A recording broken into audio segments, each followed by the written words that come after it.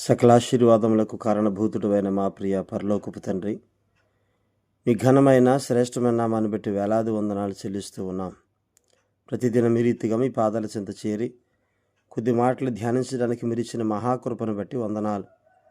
అయ్యా, వాక్యం వింటున్న మా శ్రోతలందరినీ దీవించండి, దర్శించండి, ఆశీర్వదించండి, బలపరచండి. అట్లాగే ఈరోజు ఇంటర్మీడియట్ రిజల్ట్స్ తండ్రి, అయ్యా బిడ్డలందరికీ మంచి మార్కులు దయచేయండి. ఎవరైతే కొద్దిపాటి నాయనా సబ్జెక్టులు ఏమైనా ఆగినా వారికి ధైర్యం ఇవ్వండి. మరలా కట్టుకుని రాయగలిగే కృప, ఆ ధైర్యం బిడ్డలకు ఇవ్వండి ఏ విధంగా ఎటువంటి ఆలోచన లేకుండా బిడ్డలకు మంచి ఆలోచన దయచేసి నడిపించండి. అట్లాగే నాయన కాంపిటేటివ్ ఎగ్జామ్స్ రాస్తూ ఉన్నారు, డిఎస్సి, బ్యాంక్, రైల్వే ఎగ్జామ్స్, మరికొన్ని కాంపిటేటివ్ ఎగ్జామ్స్ రాస్తున్న బిడ్డలందరికీ మంచి ఉద్యోగాల్లో మా బిడ్డలను ఉంచండి. అట్లాగే హాస్టల్ నుండి చదువుతున్నారు బిడ్డలు. అలాగే ఈరోజు తండ్రి ఇంటర్మీడియట్ ఫస్ట్ ఇయర్, అలాగే 5th క్లాస్ ఎంట్రన్స్ ఎగ్జామ్ జరుగుతుంది. రాస్తున్న బిడ్డలందరిని బట్టి కూడా ప్రార్థిస్తూ ఉన్నాం. ఆ బిడ్డలు చక్కగా అందులో సీటు సంపాదించే భాగ్యం దయచేయండి. అయా రేపు జరుగుతున్నటువంటి ఆ కాంపిటేటివ్ ఎగ్జామ్స్ విషయంలో మీరు కృప చూపించండి. చిన్న బిడ్డలు తండ్రి 5th క్లాస్ ఎంట్రన్స్ రాస్తూ ఉన్నారు, ఫస్ట్ ఇయర్ ఎగ్జామ్ రాస్తూ ఉన్నారు. రేపటి దినంలో మంచి జ్ఞానం ఇచ్చి మంచి హాస్టల్స్లో వారికి సీట్లు దయచేయని అడుగుతున్నాం. అట్లాగే హాస్టల్ నుండి చదువుతున్న బిడ్డలు బట్టి ప్రార్థిస్తున్నాం. మీరు ధైర్యం ఇవ్వండి, బలపరచండి. అట్లాగే దూర ప్రాంతాల్లో ఉద్యోగాలు చేస్తున్నారు బిడ్డలు, మీ కృప అనుగ్రహించండి. విదేశాల్లో ఉంటున్న మా బిడ్డలందరినీ ఆశీర్వదించండి, ఆరోగ్యాలతో నింపి నడిపించమని అడుగుతున్నాం. అట్లాగే అనారోగ్యంగా ఉన్న బిడ్డలందరికీ ఆరోగ్యం ఇచ్చి నడిపించండి, బలపరచండి. ఈ కృపాభాగ్యాన్ని మాకు ఇచ్చి బలపరచమని అడుగుతున్నాం. అట్లాగే సార్వత్రిక సంఘంలో ఉన్న సకల పరిశుద్ధులకు మీ కాపుదల భద్రత ఇచ్చి నడిపించమని యేసే పరిశుద్ధ నామాలు అడిగి వేడుకొనిచున్నాము తండ్రి, ఆమేన్. అందరికీ వందనాలండి. రేపటి దినమై మట్లాదివారం గురించి నిన్న కొద్ది మాటలు మనం ధ్యానం చేసాం. కొద్ది విషయాలు పరిశుద్ధ వారానికి ఉన్న పేర్లు, అట్లాగే ఒలివల కొండ గురించి కొన్ని మాటలు మనం చూసామండి. అట్లాగే ఈరోజు గ్రామాలు, యేసుక్రీస్తు ఎక్కడి నుంచి అయితే వీళ్ళని గాడిద పిల్లలను తోలుకొని రమ్మన్నారో ఆ గ్రామాల గురించి మనం చూద్దాం. రేపు మట్లాదివారం రోజున ఏం జరిగిందో రేపు ధ్యానం చేద్దాం.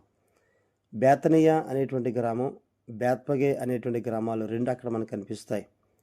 బేతనియా గ్రామం ఖర్జూర పండ్ల ఉనికి లేదా బాధ నొందిన ఉనికి అని బేతనియా గ్రామానికి అర్థం. యెరూషలేముకి క్రోసెడ్ తక్కువ దూరమందు ఇరుకోకి వెళ్ళేటువంటి మార్గంలో ఈ బేతనియా గ్రామం ఉంది. యేసుక్రీస్తు యెరూషలేమునకు వెళ్ళినప్పుడల్లా సాయంకాల సమయంలో ఈ గ్రామంలో బస చేసేవారు. మత్తయి సువార్త 21వ అధ్యాయం 17వ వచనం, 26వ అధ్యాయం 6వ వచనం అండి. అట్లాగే లాజరు, మార్త, మరియల స్వగ్రామం ఈ బేతనియా.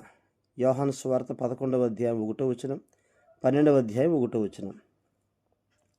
ఆయన అప్పుడప్పుడు ఆ గ్రామం వెళ్ళినప్పుడు ఆ మార్త మరియ లాజరు వాళ్ళ ఇంట బోధించినట్టుగా కూడా మనం చూస్తాం.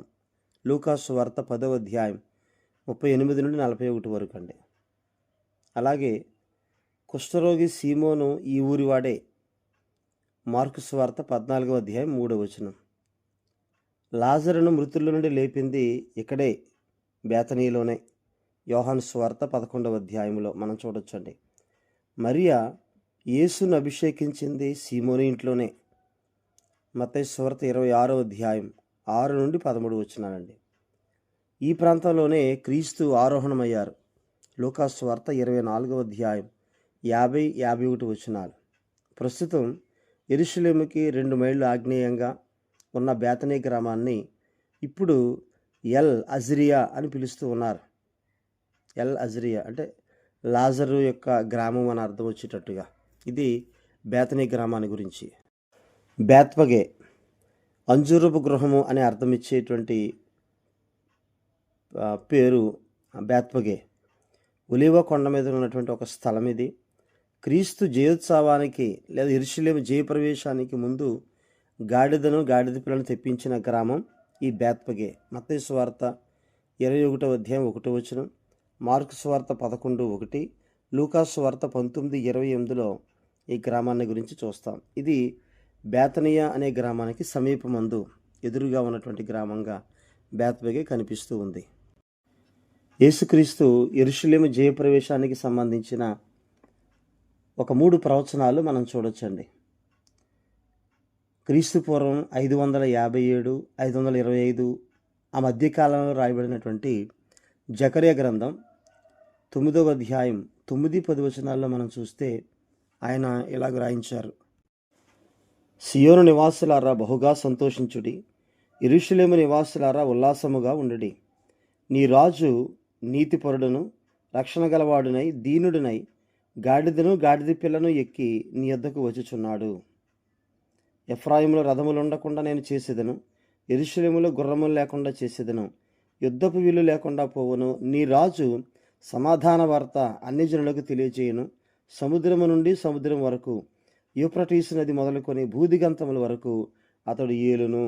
జకర్యా గ్రంథంలో రాయబడిన ఈ అద్భుతమైన ప్రవచనం మెస్సియాను గురించిన ప్రవచనం. ఇది మత్తయి సువార్త 21:5లో జ్ఞాపకం చేస్తూ ఉంటారు. మత్తయి సువార్త 21:5లో దాని నెరవేర్పు మనం చూస్తున్నాం. ఇదిగో నీ రాజు సాత్వికుడై గాడిదను భార్యవాహక పశువు పిల్లైన చిన్న గాడిదను ఎక్కి నీ ఎద్దకు వచ్చుచున్నాడని సియోని కుమారితో చెప్పుడి అనున్నది. ఇది 4వ వచనం. ప్రవక్త వలన చెప్పబడినది నెరవేరినట్లు ఇది జరిగను.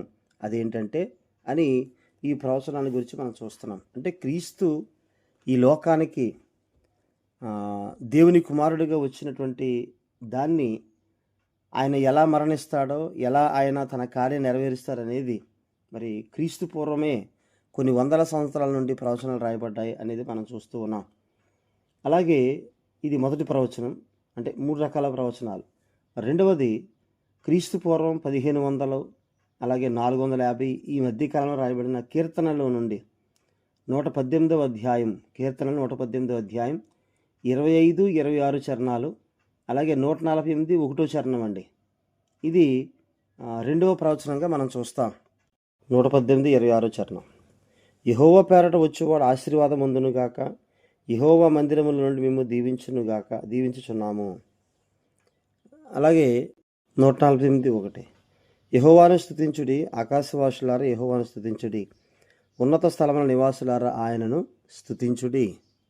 ఈ ప్రవచనం యొక్క నెరవేర్పు మనం 21:9లో చూస్తాం. మత్తయి సువార్త మొదటి ప్రవచనం 21:5లో నెరవేరింది. రెండో ప్రవచనం 21:9లో అండి. 21:9లో జనసమూహములలో ఆయనకు ముందు వెళ్ళుచుండిన వారును వెనుక వచ్చుండిన వారును దావీదు కుమారునికి జయము, ప్రభు పేరట వచ్చువాడు స్తుతింపడును గాక, సర్వోన్నతమైన స్థలములలో జయము అని కేకలు వేయుచుండిరి. యెహోవాను స్తుతించుడి, ఆయన పేరట వచ్చున్నవాడు స్తుతింపడును గాక అని వాళ్ళు జయోత్సవముతో వాళ్ళు కేకలు వేయడం అనేటువంటిది ఇక్కడ నెరవేర్పుగా మనం చూస్తున్నాం 9వ వచనంలో.